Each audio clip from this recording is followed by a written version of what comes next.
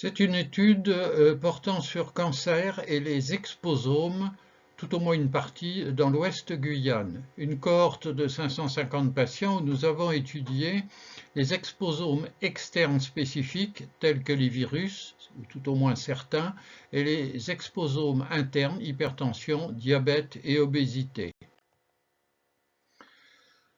Lorsqu'on regarde les exposomes externes, nous avons indiqué l'incidence dans la population guyanaise, l'incidence globalement chez les patients atteints de cancer et les différents types de cancers considérés. Vous voyez que l'incidence du VIH est 7 fois plus élevée que dans la population guyanaise et concerne essentiellement les lymphomes, les myélomes, les cancers du col et des cancers rares, mais particuliers, vulve conjonctive et Merkel. Pour ce qui concerne l'HTLV, l'incidence est presque 10 fois plus élevée que dans la population générale.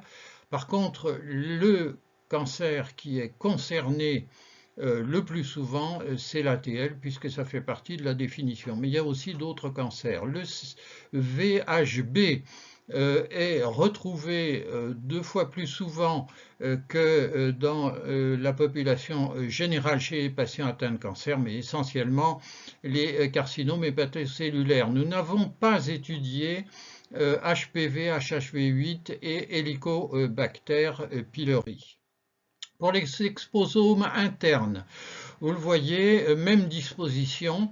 L'hypertension artérielle est quasiment 2 fois plus fréquente que dans la population générale. Elle concerne les cancers de la prostate, de l'endomètre, cancers colorectaux, cancer de l'ovaire. Pour le diabète, essentiellement les voies biliaires, chez presque la moitié des patients.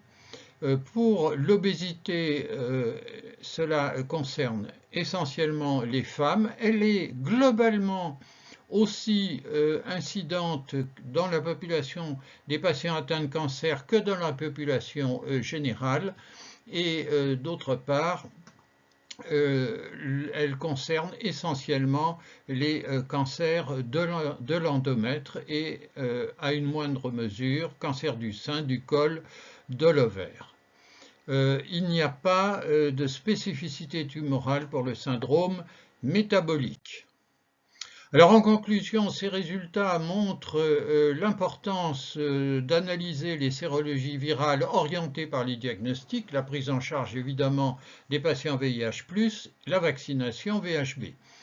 Il est intéressant de suivre de façon ciblée les patients HTLV1, de lutter contre l'obésité, essentiellement chez la femme, et de contrôler l'hypertension artérielle et le diabète. Et les perspectives de recherche sont approfondir les recherches virales avec ceux que nous n'avons pas étudiés, inclure Helicobacter pylori, peut-être d'autres micro-organismes, rechercher des polluants chimiques environnementaux dont les pesticides que nous n'avons pas abordés, inclure l'étude des exposomes externes généraux, c'est-à-dire socioculturels et économiques, enfin proposer des méthodes de prévention. Je vous remercie.